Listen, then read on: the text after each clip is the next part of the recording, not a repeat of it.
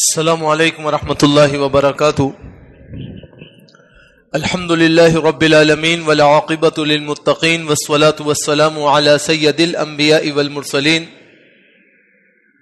اما بعد اعوذ باللہ من الشیطان الرجیم. بسم اللہ الرحمن الرحیم. فمن اظلم ممن كذب علی اللہ وكذب بالصدق اذ جاءہ الیس فی جہنم مثوی للکافرین. 24ویں سپارے کا آغاز اللہ سبحانہ و تعالی کے اس حکم کے ساتھ ہوتا ہے کہ بھلا اس سے بڑا بھی کوئی ظالم ہوگا جو اللہ پر جھوٹ بولے اور جب سچا دین اس کے پاس آئے اور دین کے رموز اس کے پاس پہنچیں تو وہ اپنی ذاتی عناد کی بنا پر اس سچے دین کو جھٹلا دے. الیس فی جہنم مثوی للکافرین. یہ اللہ کا انکار کرنے والے بھول گئے, یہ دین کا مذاق کرنے والے بھول گئے کہ ایسے انکار کرنے والوں کے لیے اللہ نے جہنم کی گہرائیوں والی تہ تیار کی ہے جہاں ان کو داخل کیا جائے گا. اللہ کا انکار کرنا کوئی کھیل نہیں, اللہ کے دین کا انکار کرنا کوئی کھیل نہیں. جو اللہ کا اور اللہ کے سچے دین کا انکار کرنے والا ہے, اللہ تعالیٰ فرماتا ہے کہ ایسے کفار کے لیے ہم نے جہنم کا ایندھن تیار کیا ہوا ہے, یہ اس میں داخل ہونے والے بنیں گے. اللہ سبحانہ و تعالیٰ اس بارے میں ارشاد فرما رہا ہے کہ کچھ چیزیں ایسی ہیں کہ جو انسان کے ظلم میں شمار ہوتی ہیں اور کچھ کام ایسے ہیں کہ جو ظلم کے برخلاف اللہ رب العالمین کی رحمتوں کے انزال کا سبب بن جاتے ہیں. تو کون کون سی چیزیں ہیں؟ اللہ رب العالمین کی سب سے پہلے وسعتوں کا ذکر ہے, رحمتوں کا ذکر ہے. فرمایا قل یا عبادی الذین اسرفوا علی انفسہم لا تقنطوا من رحمت اللہ. اے نبی ان لوگوں سے فرمائیے جنہوں نے اپنے نفسوں پہ زیادتیاں کر لی ہیں صرف ہمارے لیے, ہمارے دین کے لیے, ہماری شرع کے لیے, ہمارے احکام کے لیے. ارے گھبرانے کی بات نہیں. لا تقنطوا من رحمت اللہ, تم اللہ کی رحمتوں سے مایوس نہ ہو. ان اللہ یغفر الذنوب جمیعا, اللہ کی شان یہ ہے اللہ تو سارے گناہوں کو معاف فرمانے والا ہے. انہ هو الغفور الرحیم, اللہ کی شان یہ ہے کہ بہت زیادہ بخشنے والا اور بہت زیادہ رحم کرنے والا ہے. اگر آپ نے اپنے آپ کو اللہ کے لیے پیش کیا ہے اور اللہ کے لیے کسی بھی جملہ امر میں قربانی دی ہے تو اللہ کا وعدہ ہے کہ اللہ سبحانہ و تعالی آپ کی قربانیوں کو رائگاں ہونے نہیں دے گا اور اللہ سبحانہ و تعالی آپ کو اس کے بدلے میں بہترین شان عطا فرمائے گا. اسی لیے اللہ سبحانہ و تعالی فرماتا ہے کہ جو لوگ جنت میں جائیں گے نا, ان جنت میں جانے کے باوجود بھی ان کی زبانوں پر اللہ کی حمد اور ثنا جاری ہوگی. تو جو لوگ دنیا میں اللہ کی حمد و ثنا کرتے ہیں ان کی تو کیا ہی شان ہے کہ وہ اللہ سبحانہ و تعالیٰ کے ہاں بڑے اونچے اور بلند و بالا درجات کو حاصل کرنے والے ہوں گے. وقالوا الحمد للہ الذی صدقنا وعدہ, وہ کہیں گے تمام تعریفیں ہم اس اللہ کے لیے پیش کرتے ہیں جس کا وعدہ سچا ہے. وَأَوْرَثَنَا الْأَرْضَ, اور اس نے ہمیں بہترین زمین کا وارث بنا دیا. نتبوأ من الجنہ, اور اب یہاں جنت میں ہم جہاں چاہیں وہاں ہم مقام حاصل کر سکتے ہیں. اللہ سبحانہ و تعالی جنت میں کم سے کم جو جگہ عطا فرمائیں گے وہ اتنی ہے جتنی زمین سے لے کے 7ویں آسمان تک کا فاصلہ ہے. اللہ سبحانہ و تعالی اتنی بڑی جگہ عطا فرمائیں گے اور ایک آسمان سے دوسرے آسمان تک کا فاصلہ صحیح حدیث کے اندر تذکرہ ہے کہ 500 سال کی مسافت کے برابر یہ فاصلہ ہے. اللہ سبحانہ و تعالی اتنی بڑی وسعتیں, اتنی بڑی رحمتیں عطا فرمائے گا اس شخص کو کہ جو اللہ کے کلمات کی, اللہ کی تعریفات کی, اللہ کی حمد و ثنا کی مزاجیت کو اختیار کرتا ہے تو اللہ تعالی ان کے لیے درجات کو وسیع فرما دیں گے. پھر فرمایا کہ اللہ کی شان بڑی نرالی ہے. لوگوں تم رجوع تو کر کے دیکھو, ذرا پشیمانی کر کے تو دیکھو اللہ کی شان کیا ہے. غافر الذنب وقابل التوب شدید العقاب ذی الطول لا الہ الا ہو الیہ المصیر. پہلی بات کیا فرمائی کہ اللہ ہی کی طرف سب کو پلٹنا ہے. پھر اللہ کی طرف پلٹنے کے لیے نظریہ کب صحیح ہوگا؟ جب تم اس بات کو سمجھ لو کہ غافر الذنبی تمام گناہوں کو اگر بخشنے والی کوئی ذات ہے، چاہے صغائر ہو، چاہے کبائر ہو، چاہے سرن ہو، چاہے جہرن ہو، چاہے اجتماعاً ہو، چاہے انفراداً ہو، کوئی ذات ہے تو وہ کون ہے؟ اللہ سبحانہ و تعالی ہے۔ اللہ تمہارے گناہوں کو معاف کر دے گا۔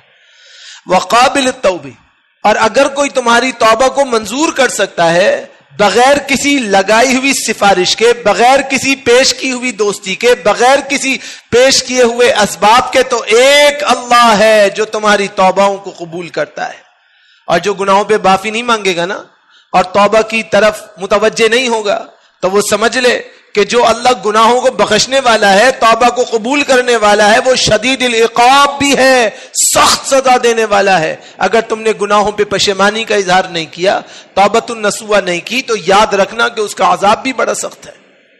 اور ذی-الطول، اللہ کی شان کیا ہے؟ اللہ کی شان یہ ہے، اللہ کی صفت یہ ہے کہ اللہ رب العالمین بہت انعام اور قدرتوں والے ہیں۔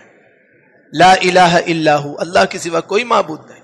جب تمہارا یقین ہے کہ اللہ کے سوا کوئی معبود نہیں تو بھائی گناہوں پہ معافی مانگ لو نا، اللہ کو راضی کر لو، اللہ کو دوست بنا لو۔ جب تمہیں پتا ہے کہ اللہ کے سوا کوئی توبہ قبول کرنے والا نہیں ہے تو گناہ ہونے کے بعد فوراً اللہ سے توبہ کر لو۔ انتظار کس بات کا ہے؟ ہم اس بات کے انتظار میں ہیں کہ کچھ عرصہ گزر جائے پھر توبہ کریں گے، وہ اگر گھڑی نہ آئے تو۔ لہذا جب گناہ ہو جائے تو عجلت میں، جلدی میں فوراً اللہ سے معافی مانگنی ہے، فوراً اللہ سے رجوع کرنا ہے۔ تو اللہ سبحانہ و تعالی درجات کو بلند فرماتے ہیں۔ اگر اللہ نے آپ کو جہنم کے لیے پیدا کیا ہوتا تو اللہ تعالیٰ کبھی اپنے دین کے اجتماعات میں آپ کو مجتمع نہیں ہونے دیتا، اللہ کبھی اپنے گھر میں آپ کو آنے کی اجازت نہیں دیتا، اللہ کبھی آپ کو نماز پڑھنے کی توفیق نہیں دیتا۔ اللہ اپنے گھر میں بلا رہا ہے، اپنی مسجدوں میں بٹھا رہا ہے، عبادت کی توفیق دے رہا ہے۔ یہ سب سے بڑا اشارہ اس بات کی طرف ہے کہ اللہ تعالیٰ آپ سے محبت فرما رہے ہیں۔ اب جو ہمارے اندرونی معاملات کی وجہ سے ہم سے گستاخی اور کوتاہی ہو رہی ہے تو ہمیں فوراً اللہ سے معافی مانگنے کی ضرورت ہے اور رجوع اللہ کی ضرورت ہے۔ جب ہم رجوع اللہ کریں گے تو اللہ تعالیٰ ہمارے درجات کو بلند فرما دیں گے، کیونکہ ہر انسان سے غلطی ہونی ہے، یہ بات طے ہے۔ اور وہ اپنی غلطی کی اصلاح کیسے کرے گا؟ جس طرح وہ اپنی غلطیوں کی اصلاح کرے گا اللہ سبحانہ و تعالیٰ اس کو توفیقات عطا فرماتے رہیں گے اور اللہ تعالیٰ اس کے درجات بلند فرماتے رہیں گے۔ پھر اسی طرح فرمایا کہ اللہ سبحانہ و تعالیٰ کی شان یہ ہے کہ اللہ تعالیٰ بندوں پہ ظلم نہیں فرماتا۔ وَمَا اللَّهُ يُرِيدُ ظُلْمًا لِلْعِبَادِ، اللہ کی شان یہ ہے کہ اللہ اپنے بندوں پہ کبھی ظلم کا ارادہ نہیں فرماتا اور اللہ نے کبھی اپنے بندوں پہ ظلم کرنا نہیں چاہا۔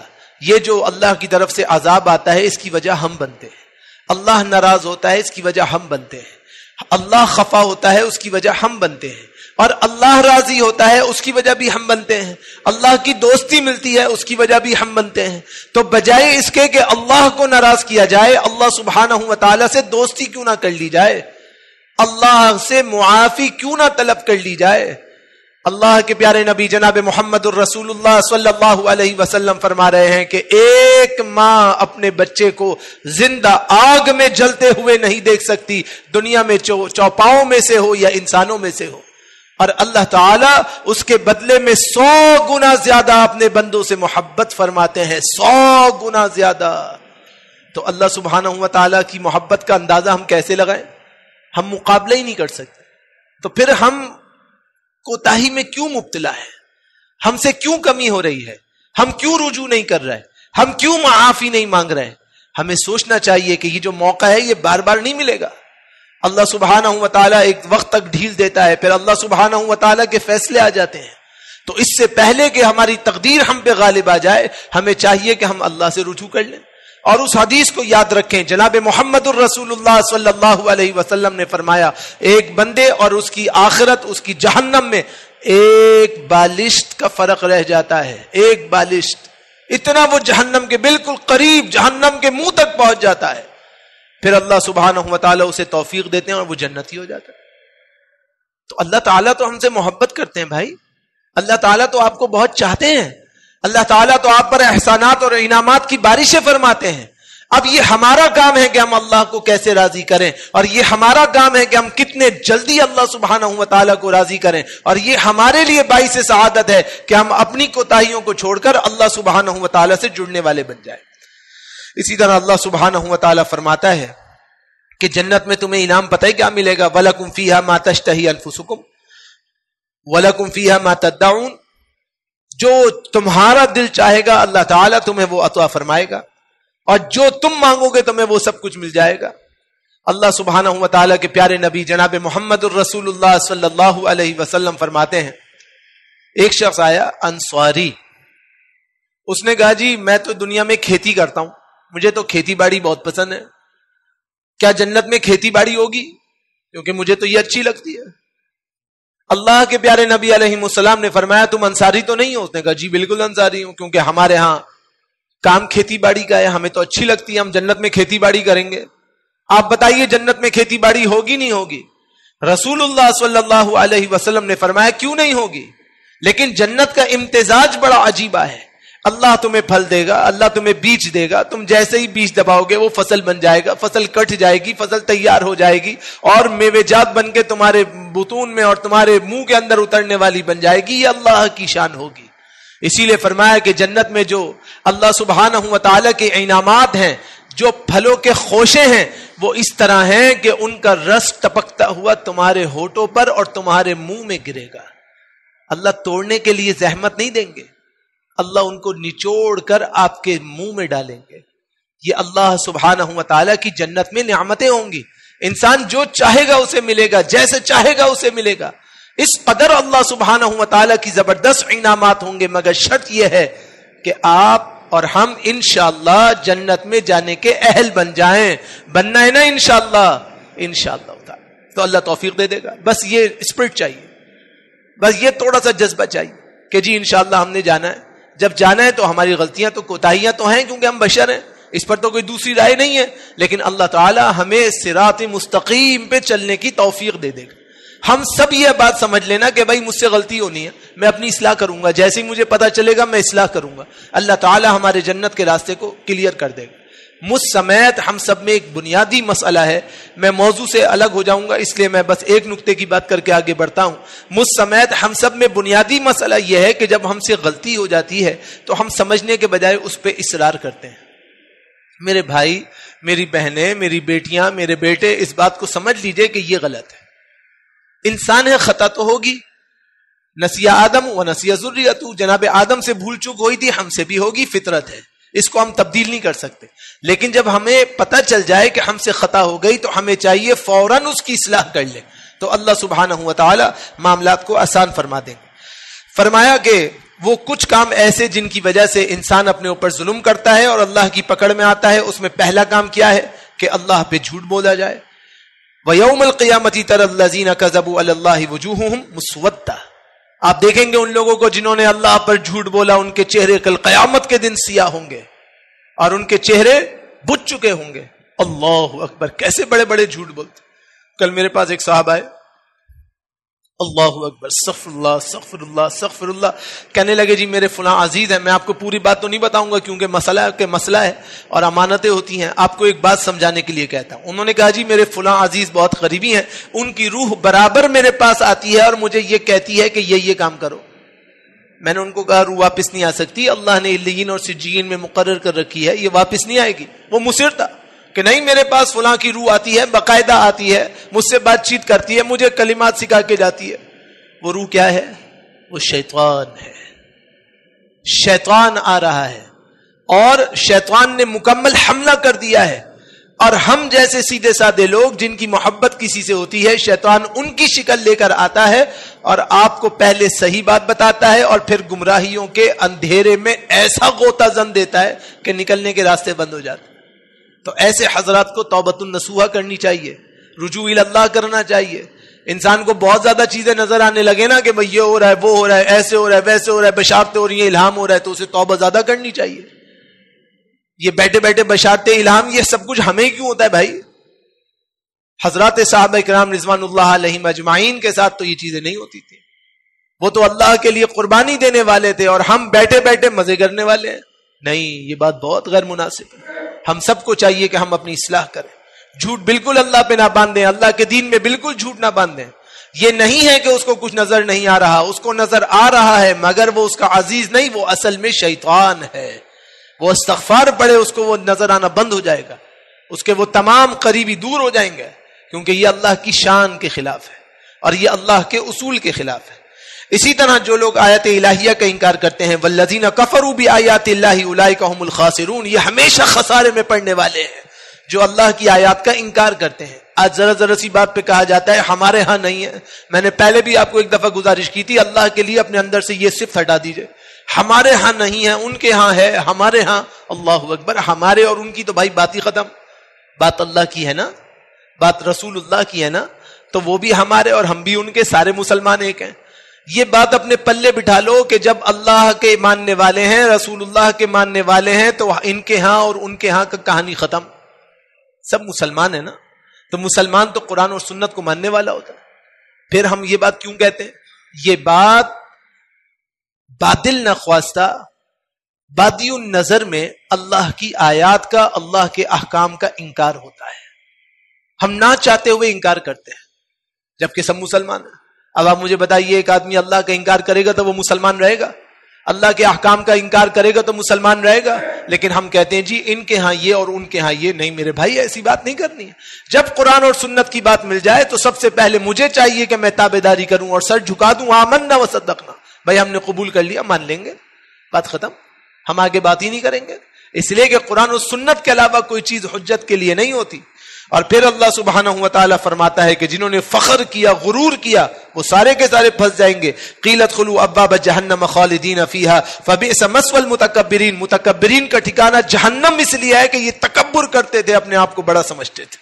اور جو دین والوں کو دھمکیاں دیتے ہیں نا کہ پلٹ جا واپس, ورنہ ہم ایسے کر دیں گے اور ویسے کر دیں گے, پابندیاں لگا دیں گے. اللہ کہتا ہے وقال فرعون ذرونی اقتل موسیٰ.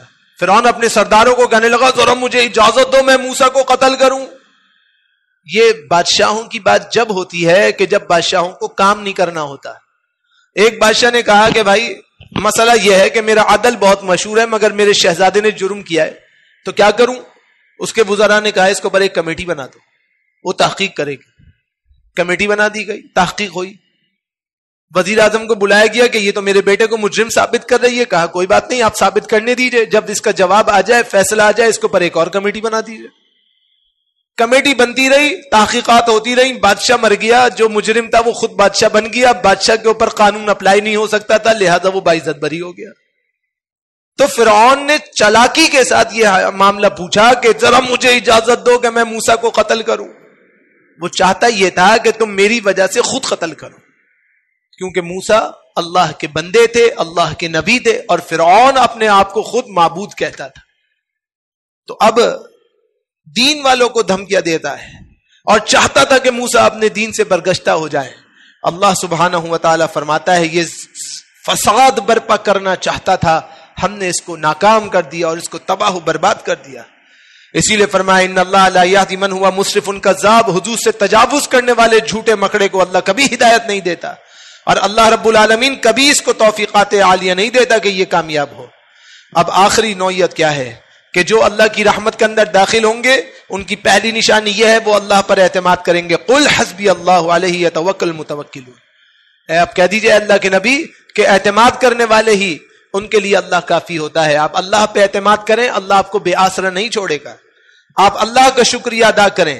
بل اللہ فاعبد وکم من الشاکرین. آپ اللہ کے ہو جائیے اور اللہ کی خالص ایسی عبادت کیجئے کہ آپ شکر گزاروں میں سے بن جائیں, تو آپ کو اللہ تبارک و تعالی کامیابی اور کامرانی دے دے گا.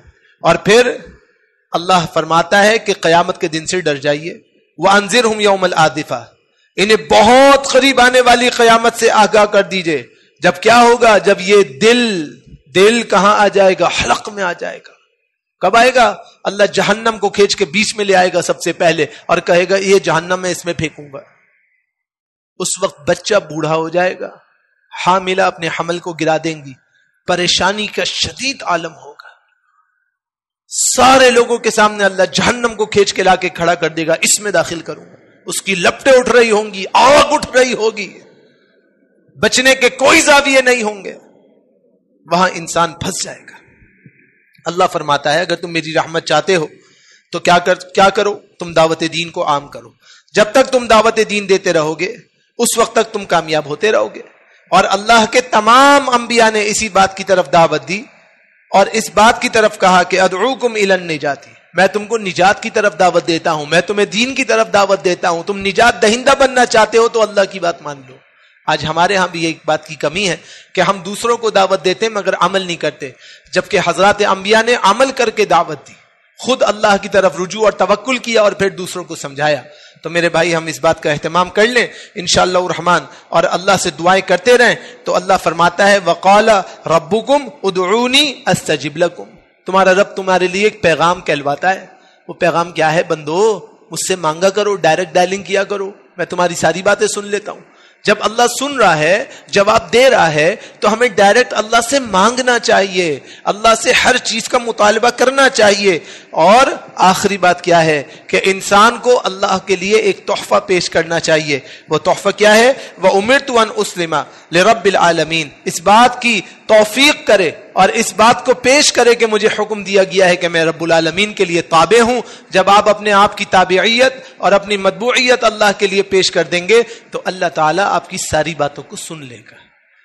دعا ہمیشہ مقبول ہوتی ہے 3 زاویوں کے ساتھ. آخری بات اور بات ختم.